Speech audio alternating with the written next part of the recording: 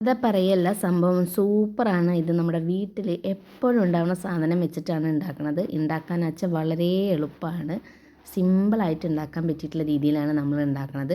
അപ്പോൾ നിങ്ങൾ വീഡിയോ കണ്ടിട്ട് എന്തായാലും ഉണ്ടാക്കി നോക്കണേ. ഉണ്ടാക്കി നോക്കിയിട്ട് നിങ്ങളുടെ അഭിപ്രായങ്ങൾ കമൻറ്റ് ബോക്സിൽ അറിയിക്കാൻ എന്തായാലും മറക്കല്ലേ. അപ്പോൾ നമുക്ക് വീഡിയോയിലേക്ക് പോകാം.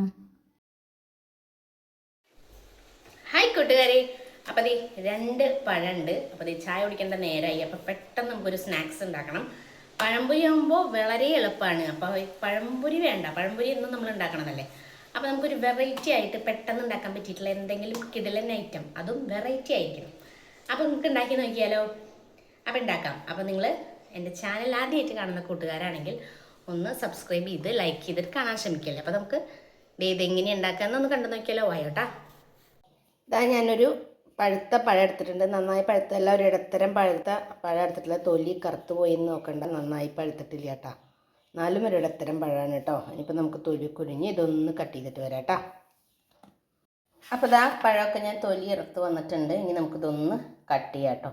കട്ട് ചെയ്യുമ്പോൾ ഞാൻ ഇങ്ങനെ ഒന്ന് ചെരിച്ച് കട്ട് ചെയ്യുന്നുണ്ട് കേട്ടോ. കണ്ട, ഇതേപോലെ ചെരിച്ച് നമുക്ക് കട്ട് ചെയ്യാം. ഏത് ഷേപ്പിൽ വേണമെങ്കിൽ നിങ്ങൾക്ക് കട്ട് ചെയ്യാം കേട്ടോ. അപ്പോൾ ഞാനിങ്ങനെ പെട്ടെന്ന് കട്ട് ചെയ്ത് പോയതാണ്. നീളനരിയണമെങ്കിൽ നീളനരിയാൻ കുഴപ്പമൊന്നുമില്ല കേട്ടോ. അതാണ് പറഞ്ഞത്, നന്നായി പഴുത്ത പഴം എടുക്കുമ്പോൾ നമുക്കിതുപോലെ നല്ലതിൽ കട്ട് ചെയ്യാൻ പറ്റില്ല. അപ്പോൾ ഒരു ഇടത്തരം പാകമായിട്ടുള്ള പഴം എടുക്കുകയാണെങ്കിൽ തന്നെ അടിപൊളിയായിരിക്കും കേട്ടോ. നമ്മളിത് കുറച്ച് ബാറ്ററൊക്കെ ഉണ്ടാക്കി മുക്കി പൊരിക്കേണ്ടതാണ്. അപ്പോൾ നല്ലൊരു കട്ടിക്ക് നമ്മൾ ഇങ്ങനെ സ്ലൈസായിട്ട് എടുക്കാം കേട്ടോ. നല്ലോണം ഒരുവിധം മീഡിയം കട്ടിക്ക് തന്നെ എടുക്കണം കേട്ടോ. എന്നിട്ട് ഇതാ ഇത്ര പഴം ഉണ്ട് കേട്ടോ. ഞാൻ ഒരു പഴം എടുത്തിട്ടുണ്ടായിരുന്നുള്ളൂ. എന്നിട്ട് ഞാനൊരു പഴത്തോളം കൂടിയും എടുത്ത് കട്ട് ചെയ്യുന്നുണ്ട് കേട്ടോ. നല്ല ടേസ്റ്റാണ് ഇട്ടത്. നമ്മൾ എന്നും പഴംപൊരിയല്ലേ ഉണ്ടാക്കണത്. അപ്പോൾ ഒരു വെറൈറ്റി ആയിട്ട് നമ്മൾ മാറ്റി പിടിക്കാമെന്ന് വെച്ചതാണ് കേട്ടോ. അപ്പോൾ പഴംപൊരി ആകുമ്പോൾ കുറച്ച് നേരം കഴിയുമ്പോഴേക്കും ഒരു തളർന്ന ഒരു പോലെ വരുമല്ലോ. അപ്പോൾ അതിനും വെറൈറ്റി ആയിട്ട് നമുക്കിത് നല്ലൊരു ക്രിസ്മസിലിരിക്കാൻ വേണ്ടിയിട്ടാണ് കേട്ടോ നമ്മളത് ചെയ്യണത്.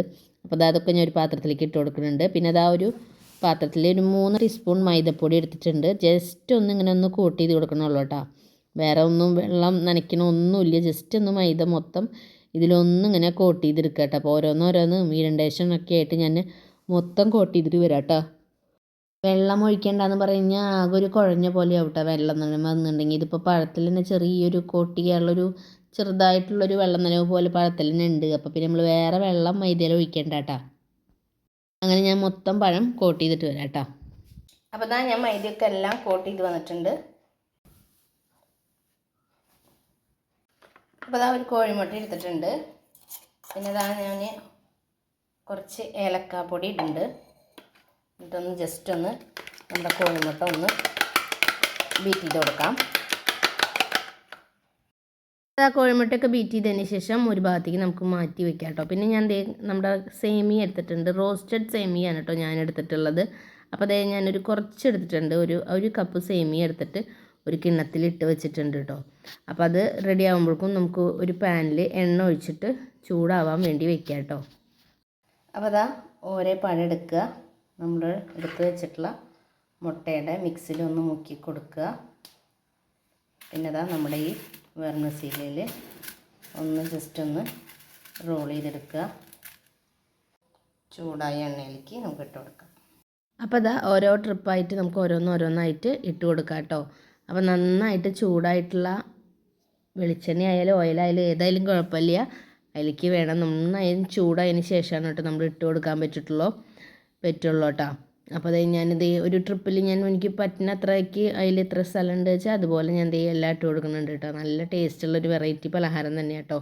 നമ്മൾ പഴംപൊരിയൊക്കെ കഴിക്കുമ്പോൾ ഇങ്ങനെ ഒരു ജസ്റ്റ് തളർന്ന പോലെയാണല്ലോ.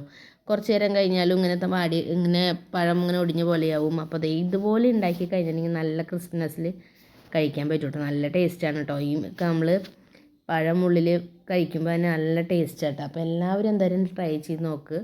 അപ്പോൾ ഞാൻ കുറച്ച് നേരം കഴിയുമ്പോഴേക്കും അപ്പുറത്തെ ഭാഗത്തേക്കൊന്ന് മറിച്ചിട്ട് കൊടുക്കുന്നുണ്ട്. മറിച്ചിട്ട് കൊടുക്കുമ്പോൾ ഇങ്ങനെ സേമിയ പൊട്ടിപ്പോവുക പറഞ്ഞാൽ അങ്ങനെയൊന്നും പൊട്ടിപ്പോവില്ല. നന്നായി ചൂടായതിന് ശേഷമാണ് കേട്ടോ നമ്മൾ മറിക്കാൻ പാടുള്ളൂ. സമയമൊന്നും വേണ്ട കേട്ടോ. പെട്ടെന്ന് സേമിയ ഒന്നാമത് റോസ്റ്റ് ചെയ്ത കാരണം തന്നെ ഒന്ന് ജസ്റ്റ് ഒന്ന് ആവുക വേണ്ട കേട്ടോ. അതിന് ശേഷം തന്നെ പെട്ടെന്ന് തന്നെ ആവും. പെട്ടെന്ന് ഉണ്ടാക്കാൻ പറ്റിയിട്ടുള്ളൊരു സ്നാക്സ് തന്നെയാട്ടോ അത്.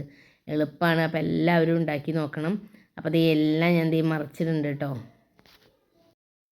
അപ്പോൾ ഇതാ എല്ലാം റെഡി ആയിട്ടുണ്ട്. നമുക്കിത് ഓരോന്നോരോന്നായിട്ട് പതുക്കനെ ഇതാ കണ്ടില്ലേ, ഒന്നും പൊട്ടിപ്പോണൊന്നുമില്ല. പതുക്കെ നമുക്കിതേ കോരിയെടുക്കാം കേട്ടോ. ആയിട്ടുണ്ട് കേട്ടോ. അപ്പോൾ ഒരു 2 ട്രിപ്പിലേക്ക് ആവാനുള്ള പഴം ഞാൻ എടുത്തിട്ടുണ്ട് കേട്ടോ. ഞാൻ ഒരു 1.5 പഴം എടുത്തിട്ടുണ്ട്. കണ്ടതേ എല്ലാം സെറ്റായിട്ടുണ്ട് കേട്ടോ. നല്ല രസമാണ് കേട്ടോ കഴിക്കാൻ. അപ്പോൾ നമുക്ക് ഒരെണ്ണെടുത്ത് കഴിച്ച് നോക്കാം.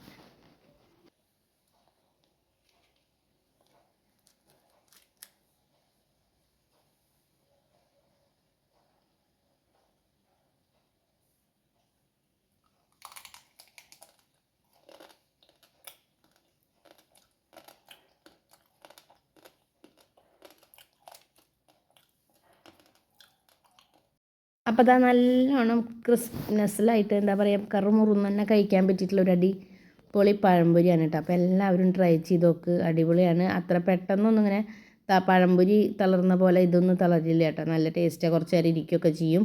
അപ്പോൾ എൻ്റെ വീഡിയോ എൻ്റെ PR ആയിട്ടുണ്ട്. വീഡിയോ നിങ്ങൾക്ക് ഇഷ്ടമായെങ്കിൽ നിങ്ങൾ ലൈക്ക് ചെയ്യാനും സബ്സ്ക്രൈബ് ചെയ്യാനും കമൻറ്റ് ചെയ്യാനും ഷെയർ ചെയ്യാനും മറക്കല്ലേ. അപ്പോൾ അടുത്തൊരു ദിവസം പുതിയൊരു വീഡിയോ ആയിട്ട് വരാം. ഇതുവരേക്കും എൻ്റെ എല്ലാ കൂട്ടുകാർക്കും ടാറ്റ ബൈ ബൈ.